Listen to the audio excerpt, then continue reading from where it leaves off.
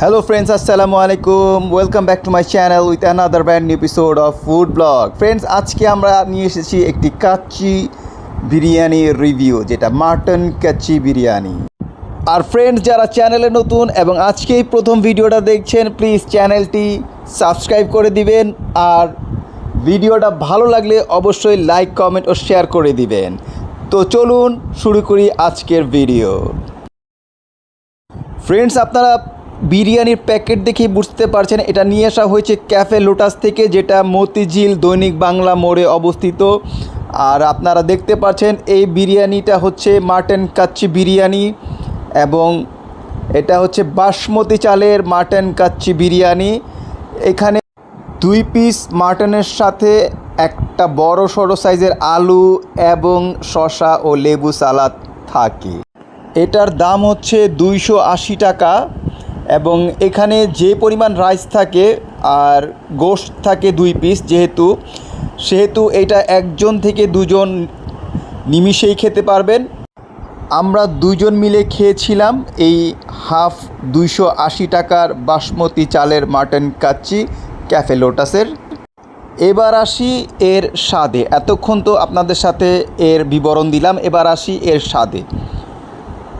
এর স্বাদটা অতটা স্পাইসি না, এভারেজ স্পাইসি। গোলমরিচের প্রচুর ব্যবহার আছে, এবং এটা একটা অথেন্টিক ঢাকাইয়া কাচ্চি, বাসমতি কাচ্চি, যেটা ঠিক সেম।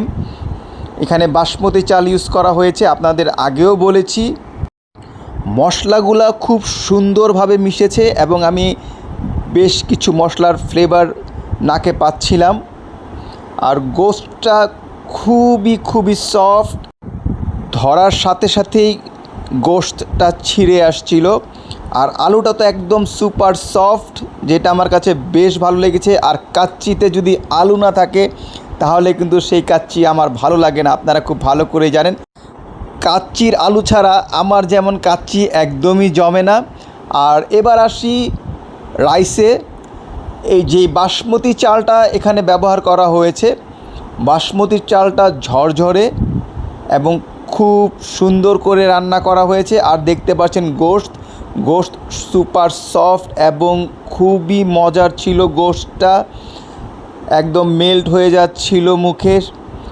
বেশ মজার এবং স্বাদের এই মাটন কাচ্চি বিরিয়ানি। যারা এই মাটন কাচ্চি বিরিয়ানি ট্রাই করেন নাই, তারা কিন্তু চাইলে ট্রাই করতে পারেন ক্যাফে লোটাসে, সেখানে যেয়েও খেতে পারেন। দেন সেখান থেকে আপনারা চাইলে পার্সেল করে নিয়ে আসতে পারেন। আমি নিয়ে এসেছিলাম পার্সেল।